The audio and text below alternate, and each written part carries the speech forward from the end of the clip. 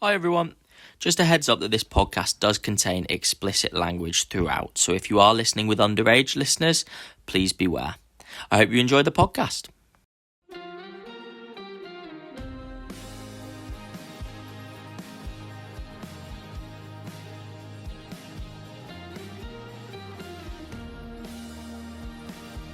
Hello and welcome back to the EMJ PGA Podcast. This is episode 7. Thank you very much for listening. Thank you very much for tuning in. We hope you're enjoying the podcast so far. This is the 5th week of recording for me and Ben, and we are enjoying it. We're absolutely loving it.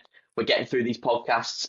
We're loving talking golf to you guys. We're loving you guys getting involved. And this is very much what the second podcast of the week is going to be all about. It's going to be interaction with you. It's going to be interaction with guests, hopefully, in the next few weeks. We've got some nice things, or I've got some nice things lined up, hopefully, to be able to get some new characters on the podcast, of which, if you are listening to this and you're interested in coming on, let us know. DM me, DM the podcast accounts, and we can definitely look at getting that sorted out in the next few weeks to spice it up. But today's going to be a little bit more in tune and in line with what we've done the last few weeks.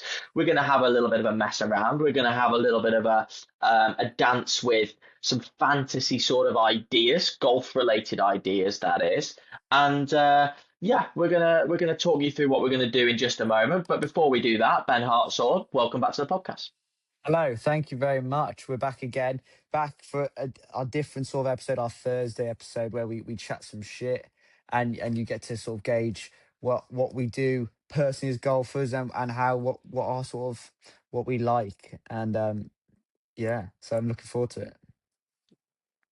Yep. Yeah, 100%. This is going to be interesting this episode today because you're going to get to know our preferences. You're going to get to know what are the sort of things that if we had the world at our feet in the golfing world, what would we choose to do? What would we choose to wear? What courses would we choose to go and play? Where would we live? Etc. etc. But that's giving away a little bit more than I expected to this early on in the podcast. Before we get into that, Ben, obviously we record this early on in the week, so you're probably listening to this deep into your week, looking forward to the weekend. The weekend prior though, Valentine's weekend, Ben, do you feel the love this weekend? No, no, not this weekend. Not much, as we spoke about in the last episode. Did play some golf, so I felt the love on that. But the weather is so bad at the moment, and yeah, no, my girlfriend's in Seville watching marathons. So no, it was a good individual weekend, but that wasn't made up for obviously three of my mates, and you were normally part of that pack, staying at mine and sort of filling that gap for where Katie would normally be. So thank you to them for that. Yeah, absolutely. We got the guys to step in where needed. You had a massive session on a retro gaming night, from what I heard, which I missed out on. Yeah, love amazing. We brought a Wii. Barrett brought a Wii. And it wasn't even necessarily for us. He just said he needed one for whatever reason. He needed a Wii. So we put it to good use for the evening. Played some great games that Euan's reference, like PJ Tiger Woods PGA, whatever it's freaking called, 2010. We had a whack on that, but it felt so much better than jumping on a PS5 or an Xbox nowadays. Much simpler, good competitive games. So yeah, it was class. I say this, like the games back then, like now it starts getting overcomplicated. It's like with the FIFA sort of series. Like I thought FIFA peaked around FIFA 13. Maybe you could say like FIFA 16. I remember being quite a good one, but like it's always like the first ones, isn't it, that you fall in love with. And it's the same with the Yeah. Tiger Woods. It's the same with the Wii console. Like that Wii Sports Resort game. I mean, the hours that I'd spend on that is just ridiculous. And to hear you lads were playing it at the weekend, I was like, oh my God, like not being able I to be mean, there annoyingly was super frustrating. what I would say, I mean, we're saying this nostalgic thing. It was nostalgic. I mean, most of the games we played are shit, like proper shit. But the odd, like the bowling and the golf was all right on Wii Sports Tour, but every other thing was so bad. We did like archery on it, and it was just shocking. But like Nitty's like JK loved that sort of thing, and because JK backs himself at archery in real life, and so yeah. Not as good as you actually really do think, but it will give you some memories and some feelings when jumping back on it. What did you do? And yeah, sorry, what did you do on your Valentine's weekend? Valentine's weekend, I actually punctured my tire on Nice, Friday evening. Um, so yeah, so mood was low on Saturday morning. I obviously had to go and do some work on Saturday morning. So I got a lift into work on Saturday, which was very romantic. My girlfriend dropped me into work, which was a great start to the nice. day. Um, and then tried to recover it from there, to be fair, and then just went out for a meal, to be fair, Very which was nice. nice. But some interesting characters. Well, yeah, some interesting characters whilst we were at the meal. Obviously, you're not quite over my neck of the woods, so going over towards Worcester, Kidderminster way, there were some interesting characters. I mean, the restaurant that we went to was absolutely lovely, absolutely gorgeous, but yeah, we got we got privy to the love lives of all the other people in the restaurant. One of which, a lady who was very much intoxicated, and I'm pretty sure the guy that she was with just got up and left because he'd had enough of her, which I thought was Wow. hilarious, to be honest with you. Yeah, I thought it was hilarious. So the second half of our meal, we were just like eavesdropping into this other couple's meal, which we found it hilarious. So yeah, that was quite fun and entertaining.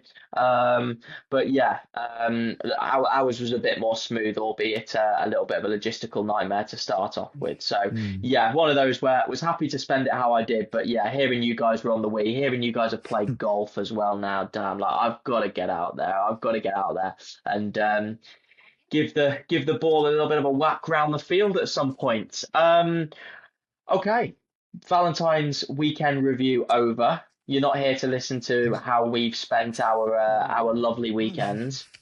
You're here to listen to us talk about how we would build our own customized professional golfer. Okay, if we were a golf pro, if we were a touring pro, and we were the next big thing. If we were the next big thing for the next 5 years, Rory McIlroy's breakout. We spoke about Anthony Kim in the last episode when he broke out on tour. He had a good few wins. Tiger Woods when he was breaking out on tour. All these iconic sort of names that you see build up a series of wins. Obviously, Scotty Scheffler being the most recent to have done this. How would we do it? Who would we do it with? Where would we do it? And which tournaments would we like to win in an ideal world? So those are the criteria. Now we've done a couple of drafts the last couple of episodes. So we've done it in the format of if I pick a scenario, then Ben can't pick that same one. We're not going to do that today. We're just going to share ideas and talk about how we would do it. But Ben, if you were an elite level tour pro, criteria aside, what would be the things that you'd enjoy most about being a tour pro?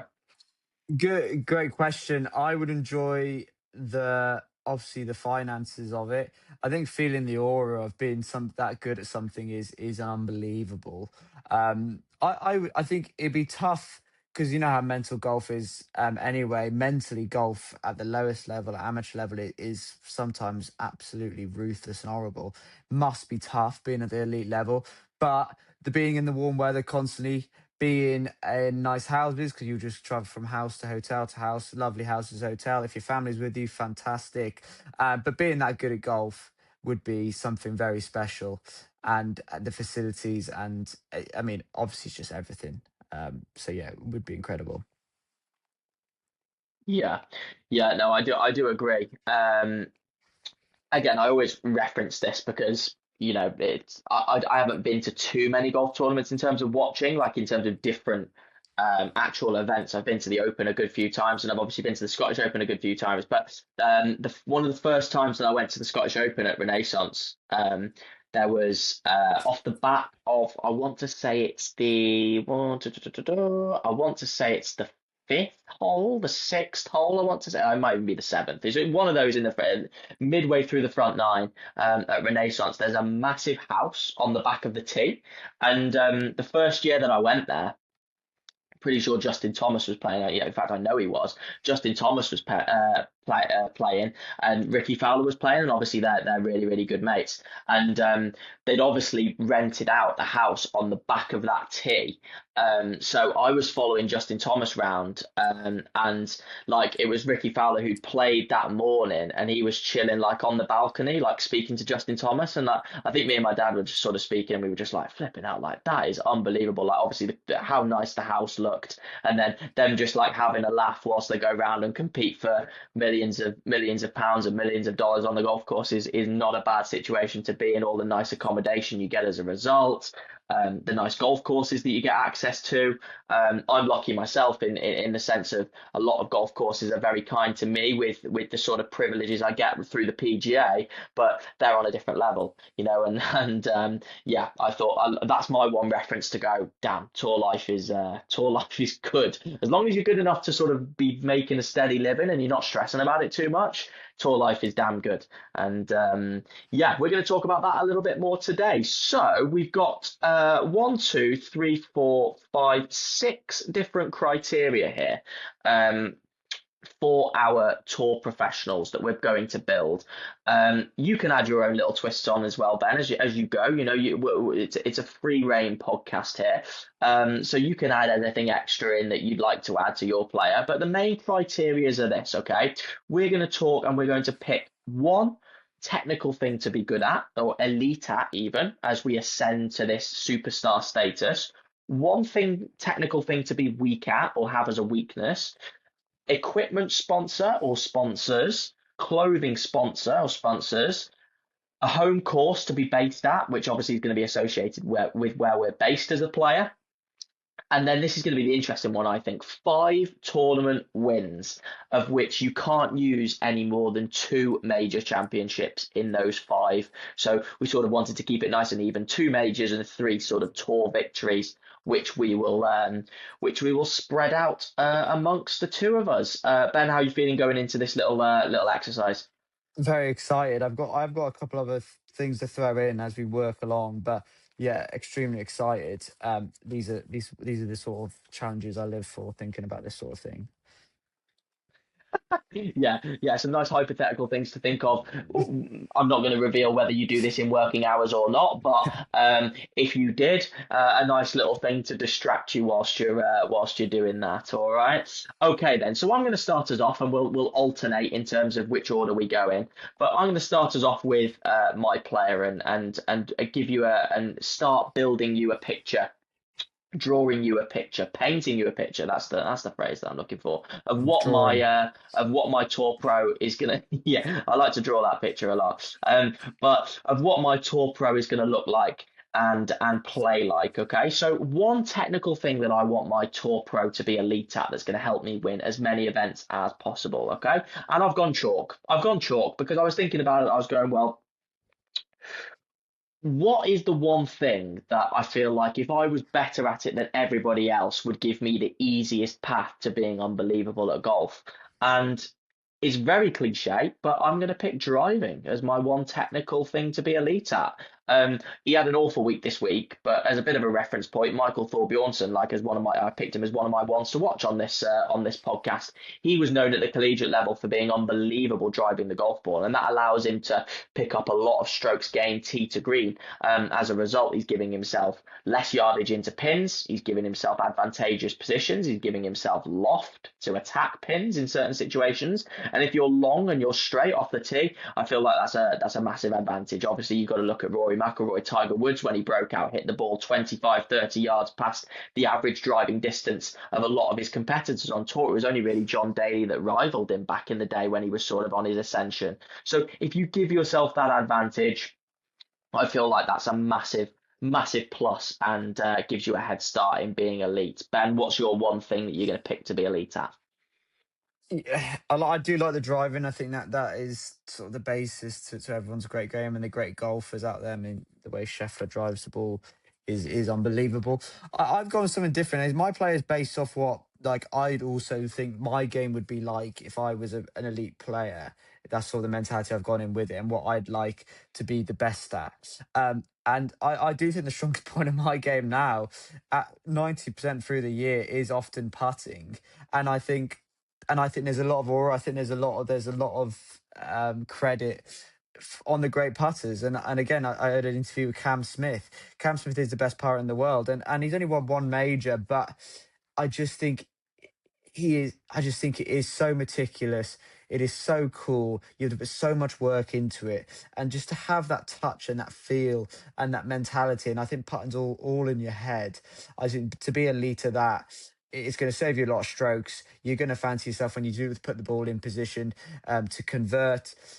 So I'm going to go. I'm going to go with putting as being my elite trait on my player.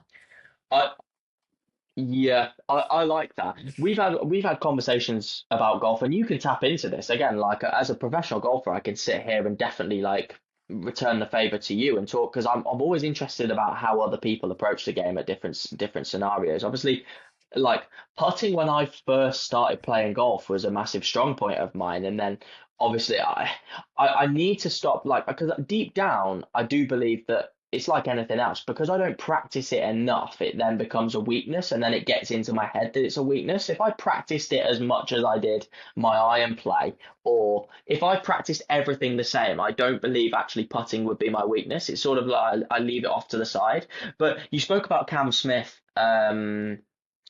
A moment ago, and that sort of thing. I saw a really good article from I'm pretty sure a writer or either a fellow pro talking about what makes elite putters elite at putting. And the big thing for them is that psychology of they look at every single putt thinking they're going to make it, whether it's from 70 foot or 3 foot, etc., etc. That's something that you've told me that you do, and it's I need to tap into that, and it's something that I'm going to try super hard to this year, because I will not do that, if that makes sense. Like I look at putts like green light putts and not green light putts. Like if I'm 40 feet away, I'm thinking get down in two, versus maybe elite putters are thinking if they're 70 foot away down a hill, sloping left to right, double breaker, maybe they're thinking about boxing it. So like you're of that same sort of mindset. Oh, you stand over everything and just think you're going to make it. Yeah. Yeah, and I like to think I do that at my best of putting. Yeah, no, you never actually really do, but you've got to try and think simply. And I've been again, you've just referenced like what the golf psychology coaches think about. I've been reading all of Bob Rotala's books, and you cannot step up to a putt and not think you're not going to make it. You have to think you're going to make it, because that will affect you for your other putts. Not thinking that. So yeah, I like to try and think that, and it does become frustrating when you do miss the putts, especially the shorter ones. But I think one clear thought of just trying to make it will help you. Yes, you might race a few past, but I think you're going to be within closer proximity to the hole than if you're trying to put it within a 5 foot radius of it. That's my opinion. Yeah, no, I definitely see some advantages to that line of thinking. And I think that this year in my competitive golf, that's definitely something that I'm going to lean into a lot more. And it's something that again I'm going to speak about in length, sort of online over the next few months, is how I go about making my putting a correct balance of both feel and natural, but then also practicing it in a way that's structured and making sure that all the technical aspects are in line. And I feel like that's the balance that we've all got to sort of try and find when we're putting the golf ball. I think anyway. And maybe it's just it's a theme throughout technical aspects of golf, feel versus structure. But yeah, something that I've definitely got to do better at. I've gone with driving, you've gone with putting, so we're at opposite ends. And I think that if you prioritise one of the two to be elite at, I always say to players, if you want to take shots off your score, do the bookends. That's one of my big things. Drive it well, putt well, chances are you don't mess up the stuff in between as much, and it won't contribute to you hitting a big score. So if there's something you can take away from that, there's my little thing. Okay, one thing to be weak at. I'm going to let you go first here. What's your one thing that you're going to choose as your weakness as a player? I don't know how specific you wanted to go into this, but I thought, what would I be weak at? You can't be weak at driving because you will never give yourself a chance. So I thought I'll go with sort of long irons, maybe like woods off the floor, sort of your second shot into par fives. Like I'm not as good at that. I'm not based off myself, I know, but I'm just thinking in that sense that I think you can get away with it. I think you can maybe not be as accurate with your long irons and just get them down there, and you can still score well. So I'm going to go with sort of long irons, and that sort of like monstrous long game. I don't think my player is going to have in abundance. Yeah, very fair, very fair. That was actually the first answer I put down, long irons. But then I thought, if it doesn't quite match up that, because I feel like to be a good driver of the golf ball, very wide swing arc, you're going to need to get some distance and trajectory. Um, you look at good drivers of the golf ball, they've got really nice, strong, dynamic postures as they set up to the golf ball. So for me to be strong at driving and then absolutely catastrophic at long iron play, I feel like something's maybe going a little bit wrong there in the technical aspects of my swing. So the logistics of being weak at that didn't quite add up. So I've gone for something a little bit different. I chose bunker play for mine. I feel like if you can just be middle of the road slash have bunker play as your weakest thing, I feel like you can get by pretty well.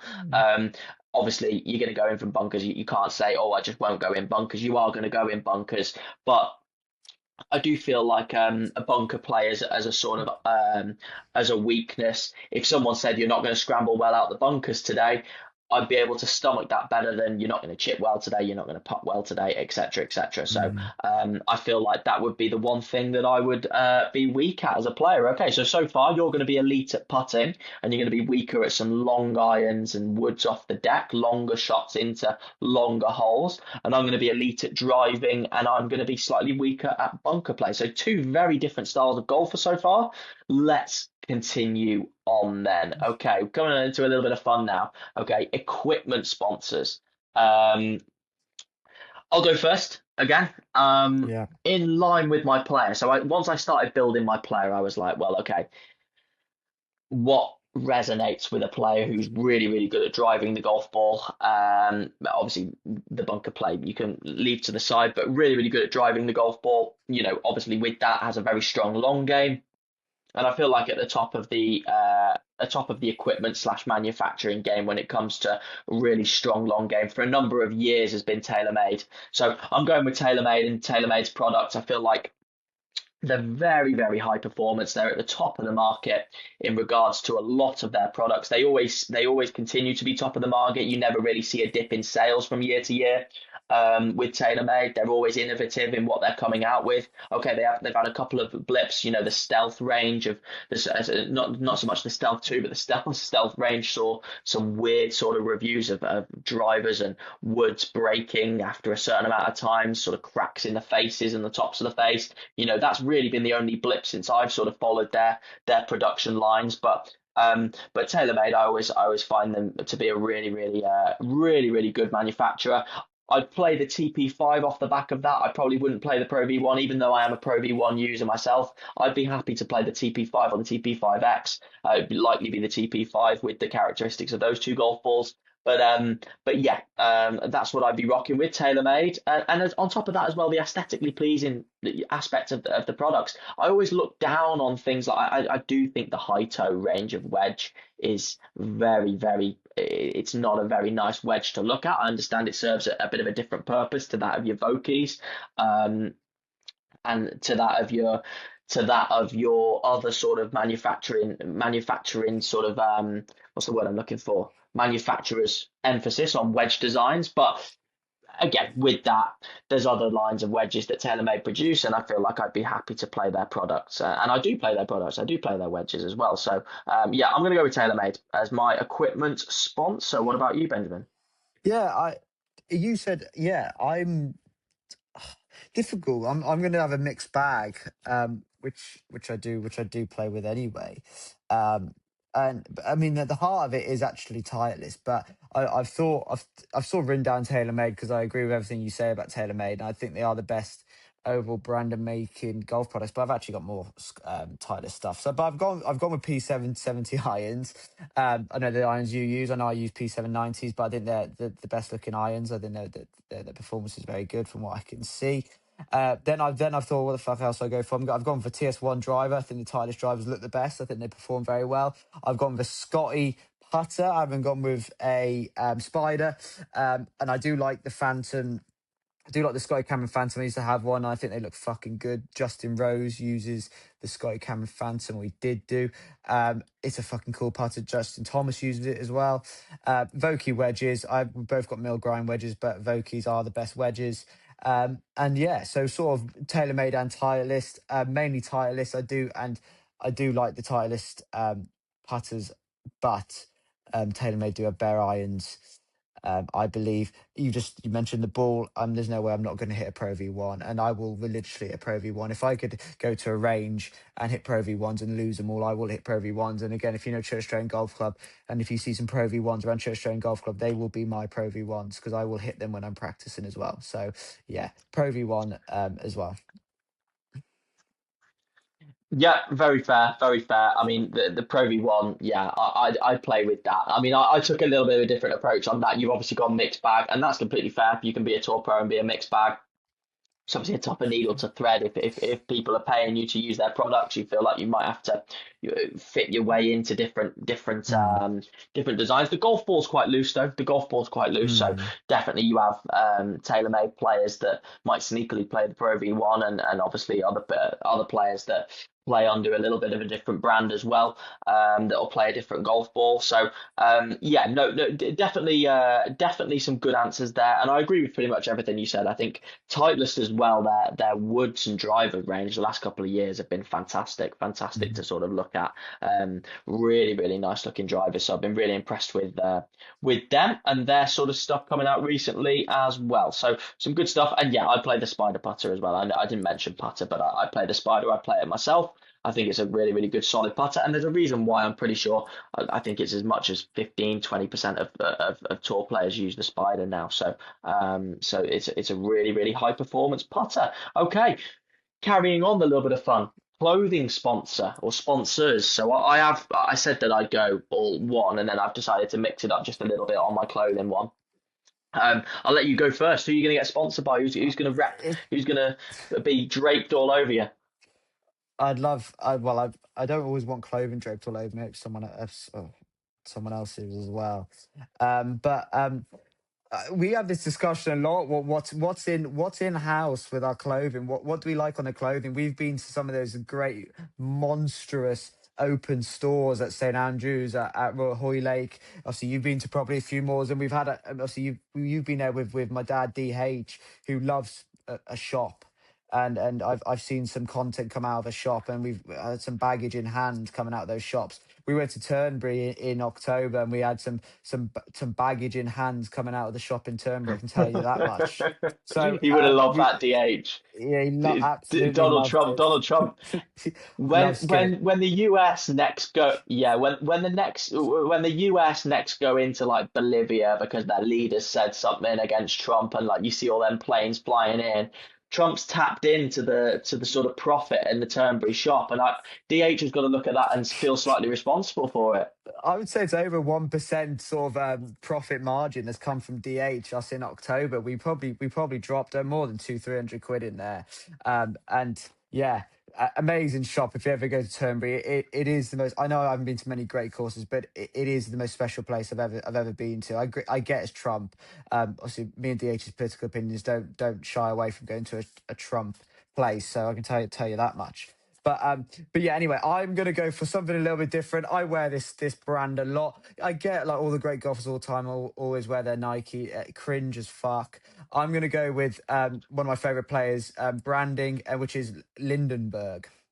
It's cold, it's classy, simple polo shirts. I've worn a couple on the podcast. You can have a Lindenberg hat, which looks good. Hovland wears them. It looks good. Hovland is the main player I can think of. Lindenberg. What's his face? Big boy on DTB World Tour. His name escapes me. Matt Wallace wears Lindenberg. He looks good in it. So I'm just going to say simple. Stay with Lindenberg, especially their dark blue navy polos. They look fucking good. So yeah. I had a Jay Lindenberg quarter dip, right? And this was before, like growing up, I would be mad superstitious, like when going to golf tournaments. And probably the most success I had in one clothing item growing up was this Jay Lindenberg quarter zip. And I used to rep it. Any big tournament, you'd see me rep that. And it always sticks with me. Nothing like some of the nice stuff that they've got coming out now. You've obviously got the JL design on the back of a lot of these things. I know you have one of those. Mine literally just was a grey quarter zip with like the smallest JL logo in there. But I used to rep that quite a few times. I knew you were going to go Lindenberg. I knew you were going to go Lindenberg. Probably just like you knew what I'm going to go for. All right. my clothing sponsors for my apparel as such, I'm going to take. I'm going a bit of a mix between obviously your basic and then your little bit more niche. All right.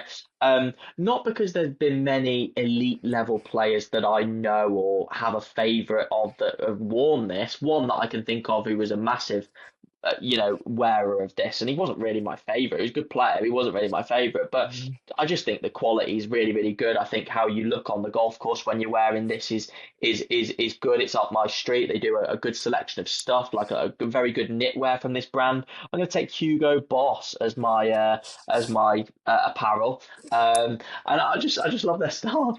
I just love their stuff. And like one of the best feelings was going up to Scotland for like a week. This is when I went up to the Troon to watch the Open, and I stopped at Gretna Green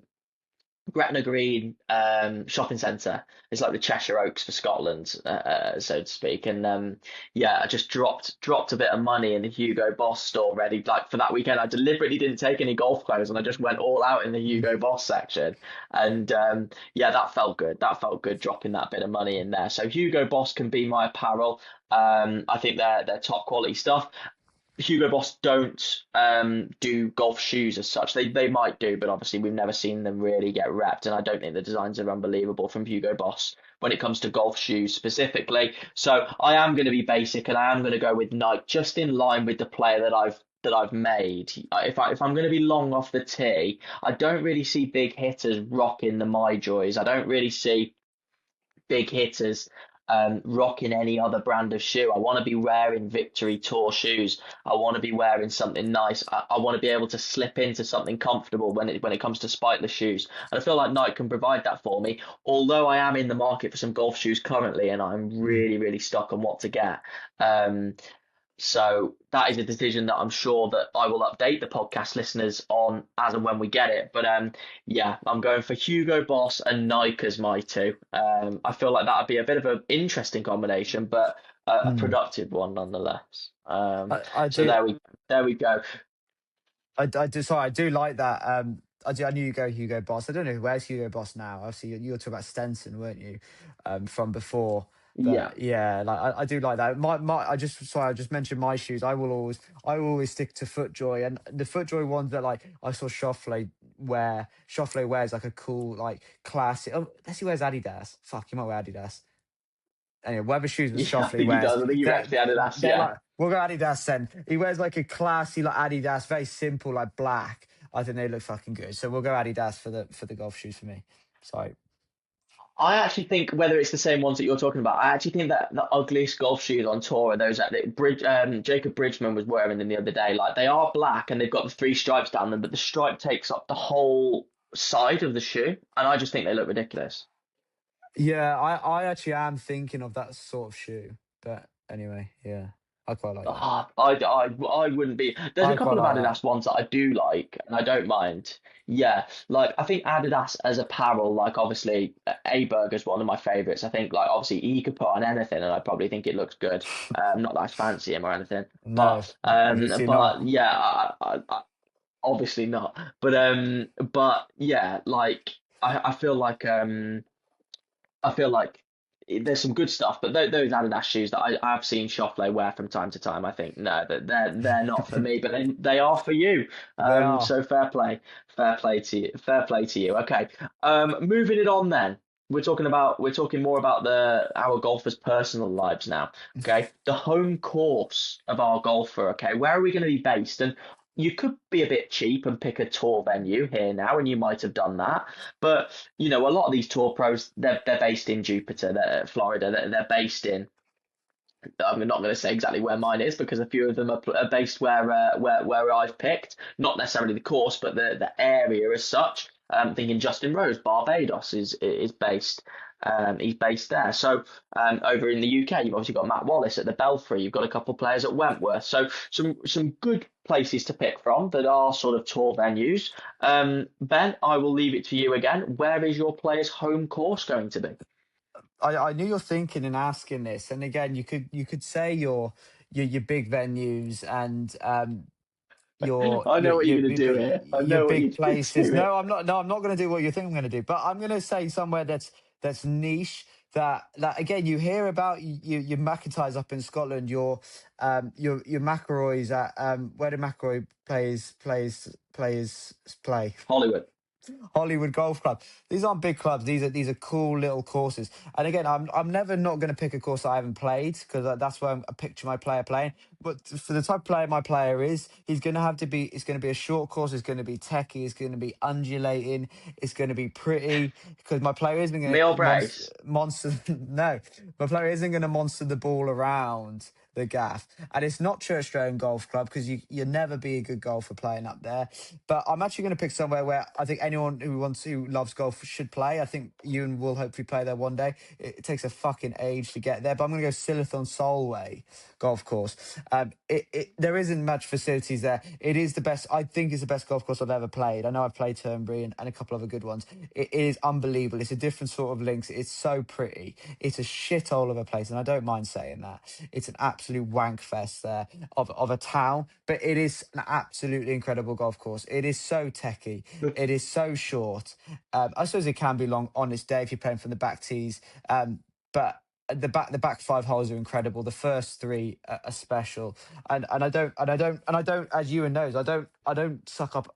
I don't suck off every golf course. I have a very specific golf course I like, and that is the golf course I would always go back to. I played very well around there, which helps. So did DH. He shot like 3 or 4 over. I shot like 7 or 8 over.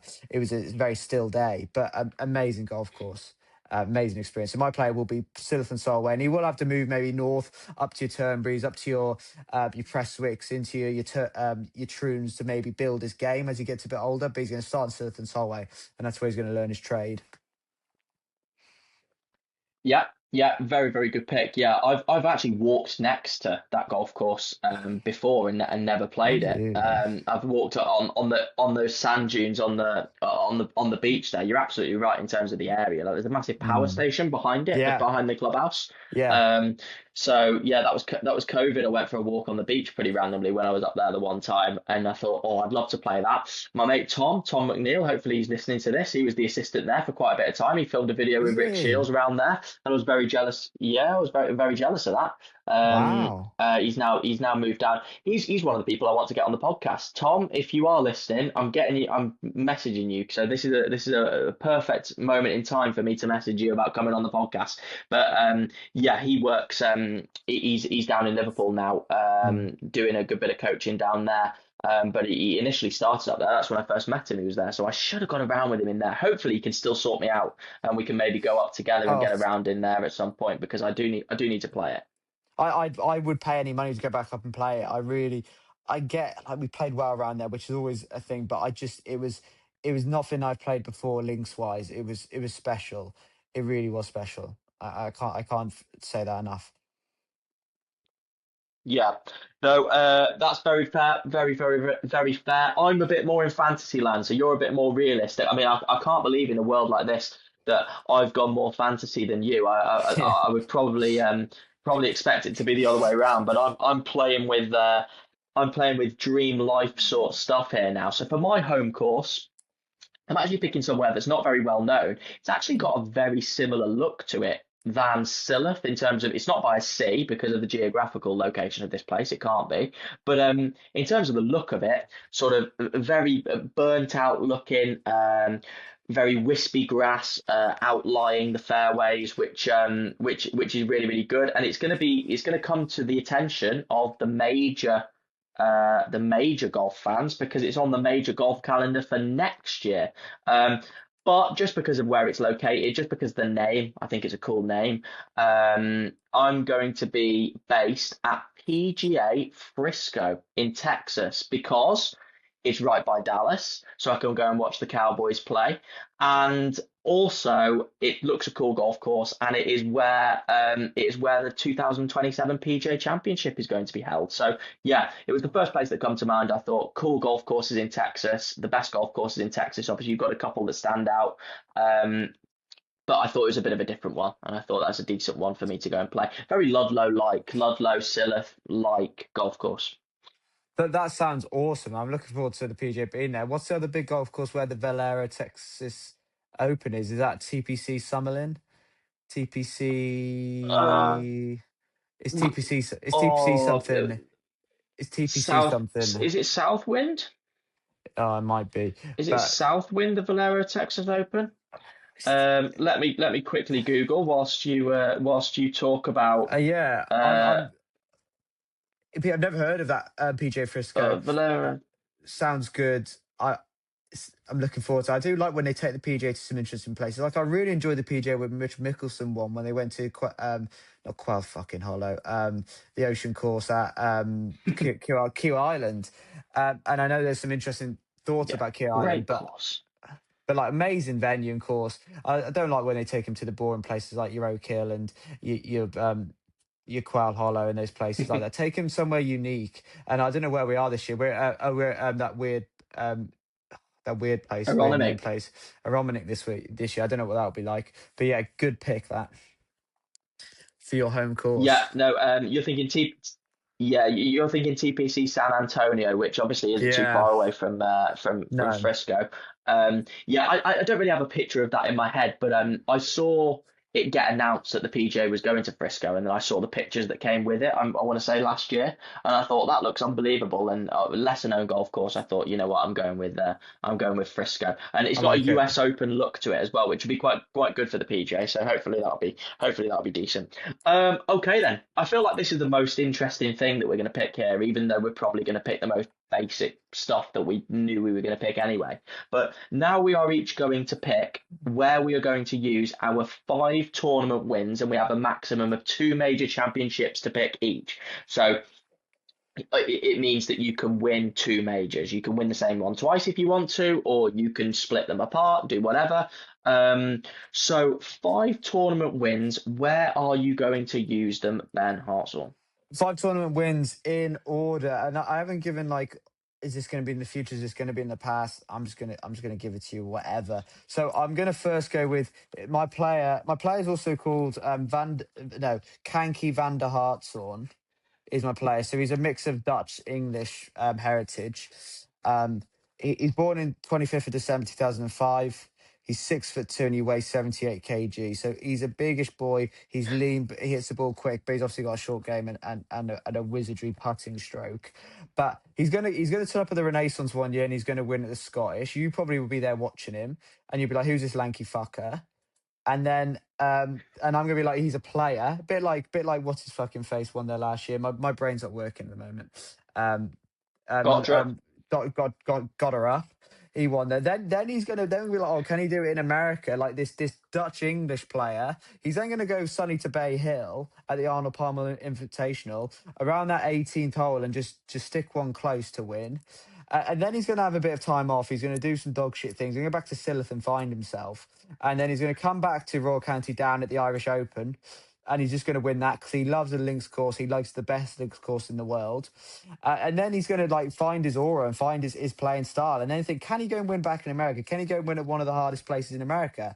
And I haven't picked which US Open course he's going to go and win at.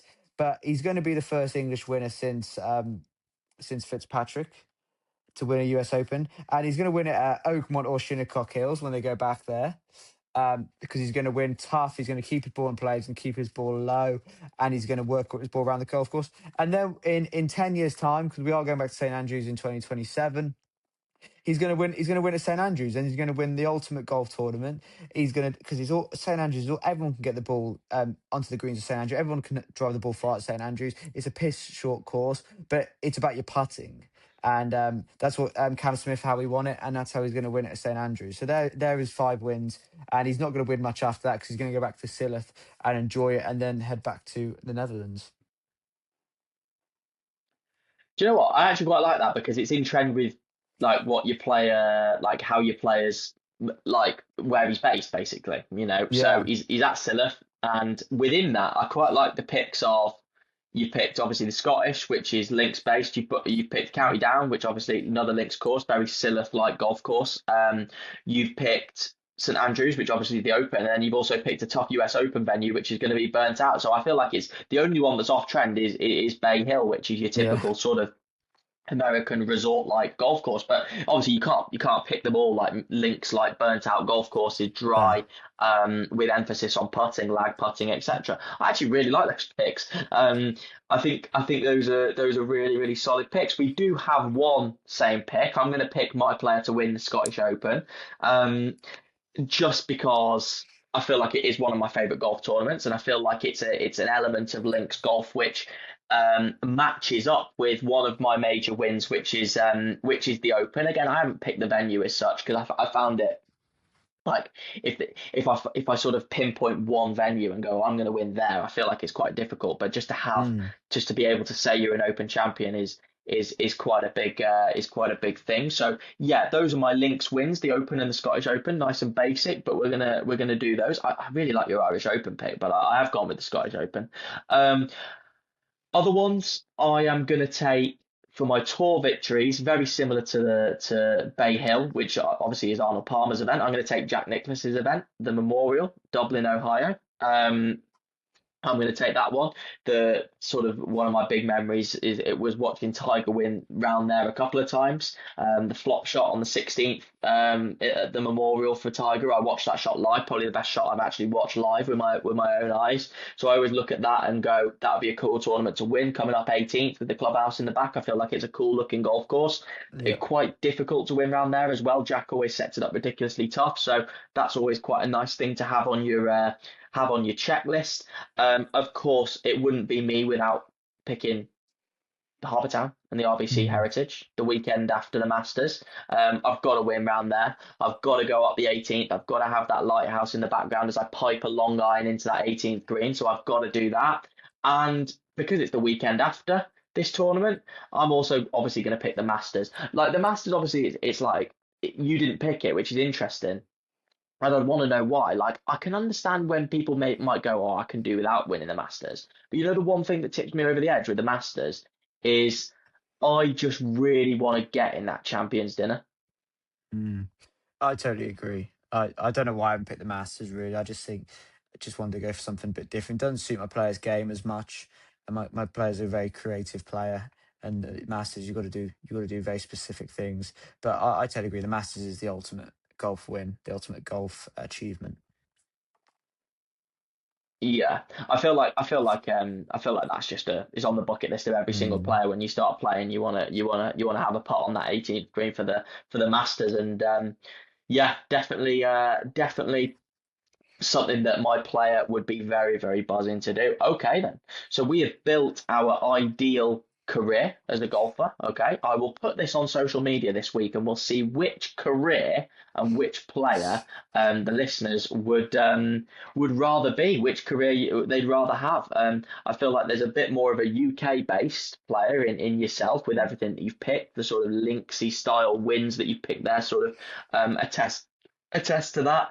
The short game, high level short game, um, built in by the burnt out sort of summers we usually have round here on those links like golf courses. So I think those are really interesting. And then I've got a bit more American, tiered up high, you know, 110, 120 mile per hour club head speed route. And yeah, it'll be interesting to see which one the listeners Mm. prefer.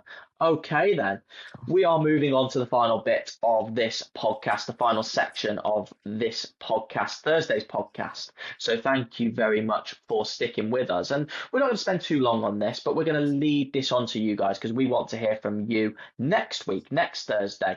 And we want to, because we've already started doing this in the first few weeks of doing this podcast, we've already started creating a room 101 for golf. Okay. We need to get out the most annoying things about golf. We need to make golf as pleasing to the new player as possible. Okay. What are things about golf that we don't like? What can we do to maybe change them or get rid of them?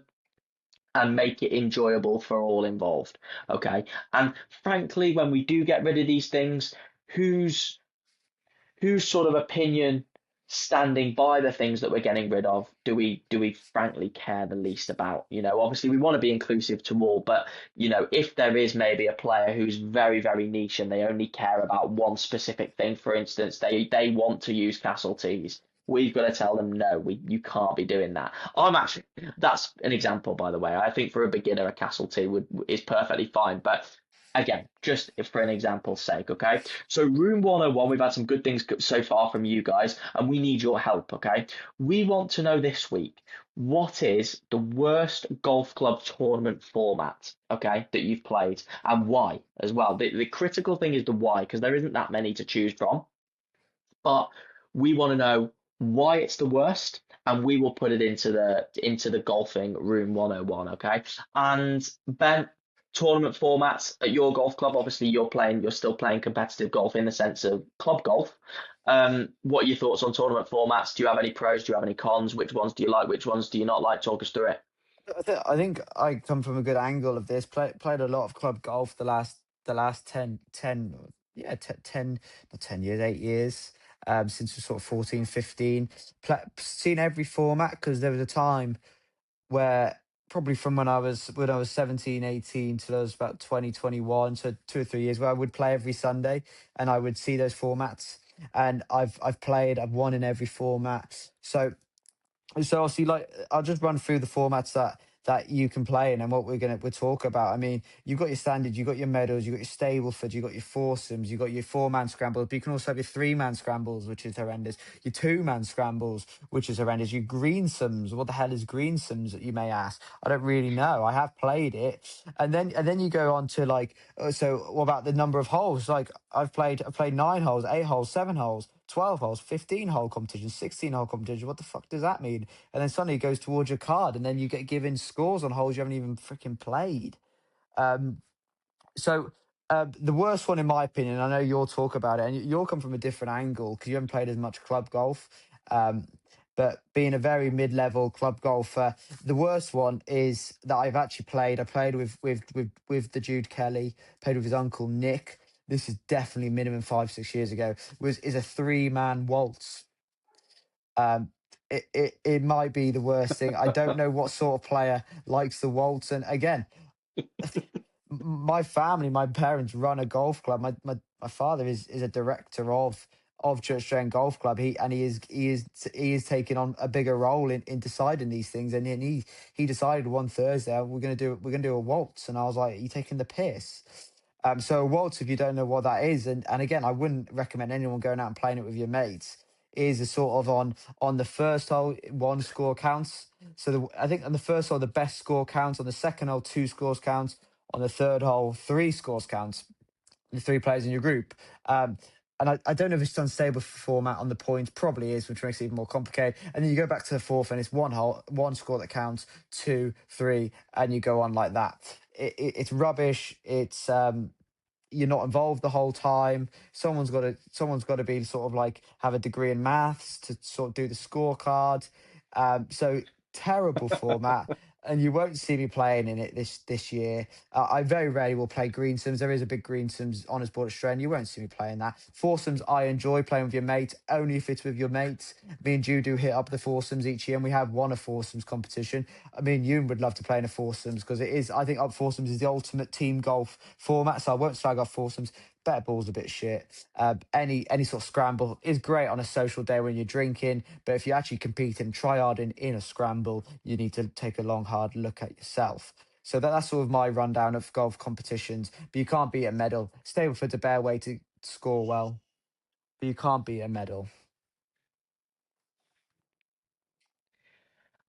I agree. I agree with everything that you said there. I think that your club championships decided on match play, isn't it? Which I think is Mm. an interesting angle. I don't necessarily agree with that, but I feel like the golf club and the golf club scene should have more match play entwined into it a little bit. I'm going to come at it from a little bit of a different angle. I feel like you've done fantastically there with the waltz. I mean, that's I can understand what they're doing there, but the waltz is that's not what we want to be looking for, and that's not what I want to be putting my name down for necessarily.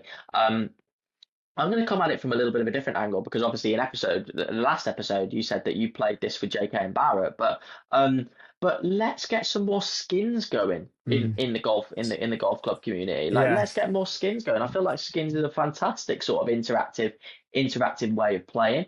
What you can do is you can conquer so many different purposes. If you want to play a quick knockout tournament and you go out in groups of four and you play skins, I feel like that's a really, really good way of doing things and making a knockout tournament within a club go really, really quickly. You don't have to organise as many games. Like we again in the club golf that I have played growing up, you enter one of the knockout tournaments, which is usually match play, and it takes you forever to organise the game. Like the deadline's passed, the competition's organisers onto your back saying we're going to have to DQ one of you. We're just going to toss a coin because you can't organise the game. Get everybody on the tee. Let's have a massive game of skins. I feel like that's definitely something that needs to come about.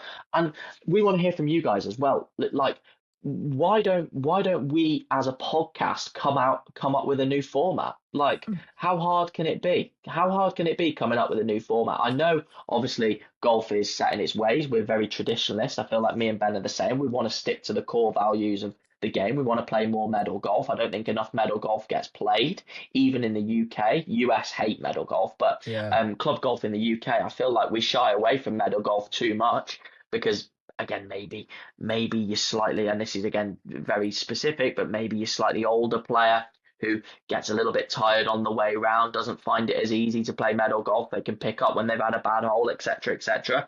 It might not be inclusive in that sense. Your beginner player the exact same, obviously. But let's come up with a format. Let's come up with a format. As a podcast, we need your help. We need you guys chipping in. When we speak about it in maybe a couple of weeks' time, we want your guys' thoughts.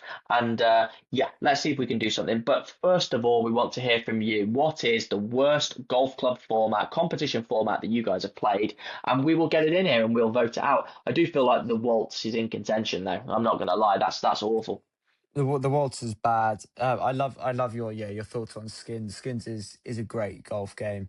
Keeps everyone involved. And I agree with you with the match play. Can we make that skins? Can you do a match with four people in a group and you get rid of two of them or you get rid of three of them after that match? Because you're so right. The amount of years we spend trying to organize matches 1v1 matches throughout the summer is difficult. New format. I was thinking about this all day, thinking about what sort of format can you build. It'd be nice to make something, especially like a two-man format. I think two-man golf is something special. Foursomes is hard, greensomes is even harder. Better ball is all right, quite boring. But can we build a format that sort of brings two players' games together and they've got to work together? Because that's the thing, we want collaboration. Can they work together to create a score and to win? And interesting thoughts on medal golf. I don't think it's an issue in my club. I know in other clubs they don't do much medal golf. I mean, throughout the summer we will have probably 10 plus medal rounds on Sundays, which are things we get up for and that are big. So I don't think it's an issue from my club, from my point of view. But I can see in other clubs they don't do many medals. Another format we haven't mentioned, bogey, an awful format, an awful Yeah, way of bogey. scoring. You don't get rewarded for anything better than a birdie or a net birdie or a net eagle. I get your damage is limited to just a minus, but it's a very boring way of playing, and it's not a representation of how you've played. I don't believe. Where a Stableford and a medal definitely is individually. Yeah, I agree. And I always think with bogey as well, like that. This is a deeper sort of issue with the handicap system, but you never know what you're actually playing for with the bogey. Like I don't know if I beat the course three up, how much my handicap's coming down, what the crack is with that. Like it's very rooted in the old system, but on the new system it doesn't seem to work. Maybe if you Mm. work at England Golf and you're listening to this, please let me know. Please clue me up on the bogey because that is ridiculous. And I feel like I can understand where it's come from, but at the same time, like it just must be so depressing. Like everyone says, it's cliche enough that it's you versus the course. Well, I don't actually want to physically play the golf course. This is speaking from my own personal opinion. Feel free to tell me that you're wrong, but I don't want to play the golf course. It's not like I'm getting much back off it. It's not chirping back at me to like goading me or anything. So yeah, it's not a cup of tea, not my cup of tea, so to speak. That one. Yeah, let's build our own golf format, the EMJ PGA podcast golf format, and we'll go and play it. Me and Ben will go and play it. We want to hear that you guys will go and play it, and we'll start to cook up the ways in which that works over the next few weeks. All right. But as I said, leave your least favorite formats down below for us. Email us, okay, or just message me directly on social media, and we will get back through those at the next possible opportunity. Okay, then. We are coming up to an hour's worth of podcast time. Thank you very much to you that have listened, sticking with us. Hopefully you've enjoyed the podcast that you've heard this week. Hopefully you've got through them all. We appreciate all interaction. So if it is that you're watching on YouTube, subscribe, leave a comment. If you're listening on a podcast platform, let us know that you're listening. Tag us in a social media post. That'll be fantastic to sort of see. And we will be back next week for some more podcast action. We will leave it there. Last little thing that I'm going to ask you to do, if you are subscribing and if you are watching, is share the podcast to somebody. If you like golf, or if you know someone who likes golf and is getting into golf, share the podcast to them, because not that we know everything and not that we come up with the most genius ideas and genius opinions in the world, but we are just like you at the same time. We want to speak about golf, and we want to make this little community a little bit bigger. So one share at a time helps us be able to do that. So that is my little request to you for the week. Thank you very much, Ben, for being a part of the podcast for another week. We will be back next week, hopefully, fingers crossed, maybe with a guest.